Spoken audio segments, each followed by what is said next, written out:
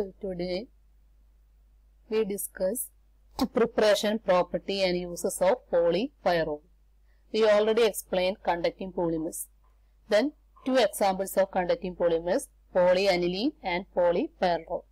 Polyaniline preparation property uses is already explained. The second one is the polypyrrole. Polypyrrole referred as PPY. P represent poly, PY represent pyrrole. First, preparation of the polypyrrole.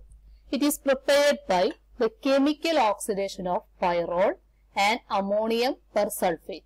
Pyrrole acts as a monomer and ammonium persulfate acts as a oxidant.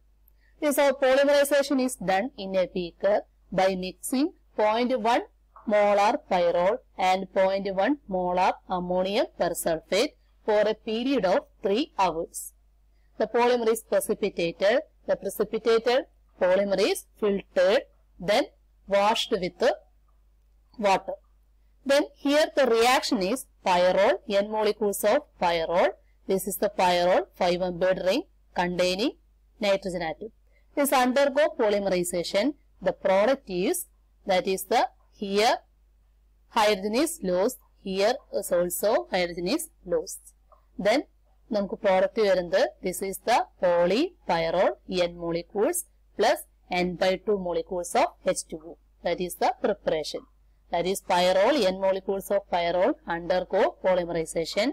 Then polypyrrole plus water molecule is obtained. Next, properties of pyrrole. Polypyrrole is generally the nature is insulator, but its oxidized derivative is a good conductor. Generally, the polypyrrole is insulator, but its oxidized derivatives is a good conductor. It has excellent electrical, thermal and mechanical property. Third one, polypyrrole is yellow in color and darken on oxidation. Fourth one, it has very high chemical resistance. These are the property. First one, it is naturally insulator, but its oxide derivatives are good conductor. Then excellent electrical, thermal and mechanical property. The nature yellow in color and darken on oxidation. Then it has high chemical resistance. Then application of the polypyrrole. It is used in biosensors. Due to different color in different oxidation state, then it is used in biosensors. Second one, it has many application in biomedical field. Third one, it acts as a potential vehicle for drug delivery system. Then it is used for making artificial muscles. The last one, it have applications in tissue engineering. These are the applications of the polypyrrole. The preparation, property and application. Then general application of the conducting polymer. General application, first one, conducting polymers is used in electroluminescent display in TV, mobile phone, etc. Second one, it is used for making sensors for detection of pH, oxygen, glucose, etc. Third one, it can be used in light emitting diode, that is LED. Fourth one, conducting polymers have electrochromic property. Electrochromic property means ability to show different colors in different oxidation state. That is known as the electrochromic property. This property can be used to produce smart windows. Smart windows means the windows which change in color in response to sunlight or temperature change. Smart windows are windows which change in color in response to sunlight or temperature change. So these are the general properties of the conducting polymers. The next we can discuss organic light emitting diode, that is the OLED, organic light emitting diode. OLED is the advanced form of LED, which is made from conducting polymer. It is a advanced form of LED made from conducting polymer. It is a semi-conducting device having 100 to 500 nanometer thickness. semiconducting device having 100 to 500 nanometer thickness. Then OLED is a semiconducting electronic device. It is made by placing a series of organic thin film between two conductors. It is made by placing a series of organic thin film between two conductors. Then current is applied in OLED. Current is applied, a bright light is emitted. Current is applied, a bright light is emitted. Then this it consists of a emissive electroluminescent layer which is made of a thin film of organic molecule which emit the light in response to electric current. It consists of a electroluminescent layer which emit the light in response to electric current. Next, structure of the OLED. The OLED consists of a 5 parts. First part, substrate. Second, anode, conducting layer, emissive layer and cathode. So first, that is the substrate, anode, conductive layer, emissive layer and cathode.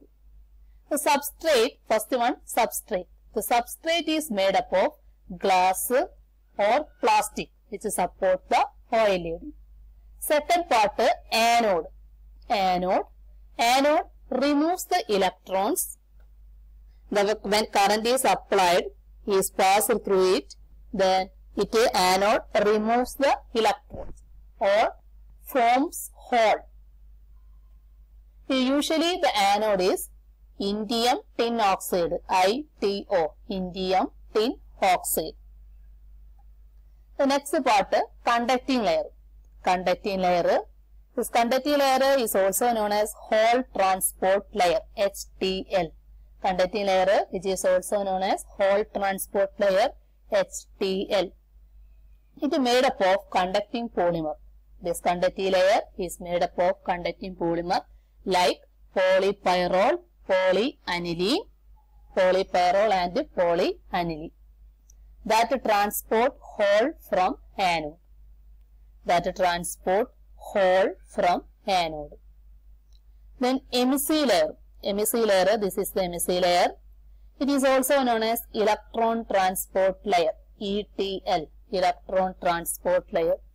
It is made up of organic molecules or it is made up of organic polymer that transport electrons from cathode to anode. Light is produced in this layer, emissive layer, which emits the light in response to current. This emissive layer is made up of organic polymer like polyfluorine, organic polymer like polyfluorine. Then last part, cathode. Cathode, it injects the electrons when current flows through the device. It injects electrons when current flows through device. Example of cathode, that is silver, metals. The metals are acting as a cathode. The example, that is the silver acting as a metal.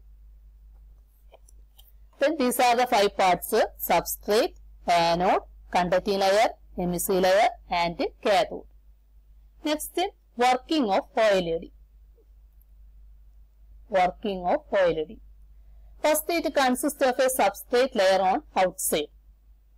Then, emissive layer and conductive layer. Emissive layer and conductive layer lies between anode and cathode. This anode and cathode is connected into battery. That means the current, a potential difference is applied between anode and cathode. Then current is applied across the OLED. Electron, this anode and cathode is connected to a battery. Then a potential difference is applied between anode and cathode. Then electron moves from cathode to anode. That is, cathode receives the electrons from power source. Then that received electron moves from cathode to anode through emissive layer and conductive layer.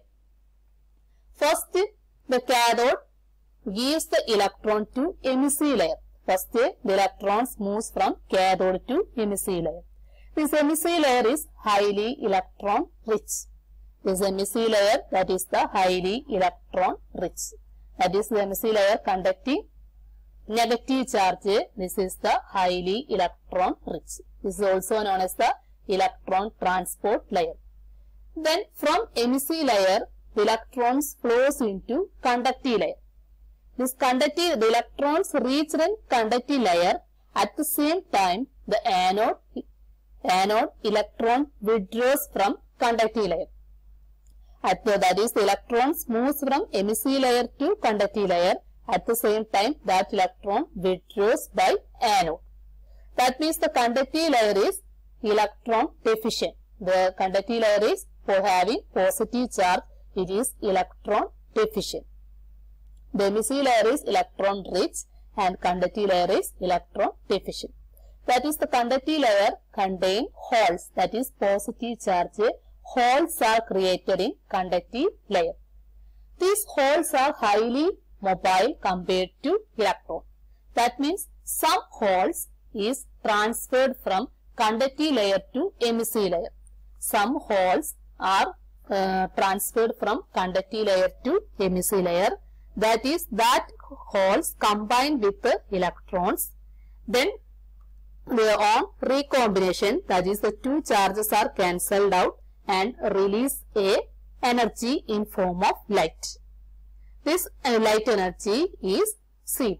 Some form of energy is released in form of the light. That means OLED produces a continuous light as long as the current keeps flowing. That is the working of OLED. First, cathode, anode between emissive layer and conductive layer. These are supported on a substrate. Then current flows. Current is a potential difference applied between cathode and anode. The electron moves from cathode to anode through emissive layer and conductive layer. First, the electron receives the electrons from power source and transferred into emissive layer. This emissive layer are highly electron rich. This electron flows into conductive layer. When the electron reaches in conductive layer, at the same time the anode withdraws the electrons from conductive layer. That is, holes are generated in conductive layer. Then some holes, that is, holes are highly mobile compared to electron. Some holes move from conductive layer to emissive layer and combine with the electrons.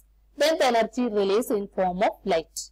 That energy, that is the OLED, organic light emitting diode, produces the continuous light as long as the current keeps flowing. That is the working of the OLED. Next, the properties of OLED. OLED screens are highly thinner, lighter and more flexible. It is brighter, high brightness. Then third one, consume less power and easier to produce. That is the properties of OLED. Then applications of OLED.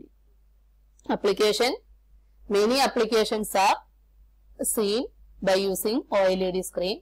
In case of mobile phone, laptop, smartwatch, OLED TV, smartphones, etc. In these, a wide varieties of application, that are the mobile phone with OLED screen, smartwatch with OLED screen, OLED TV, smartphones, laptop, that are the application. OLED, working of OLED, then properties of OLED and applications of OLED. Thank you.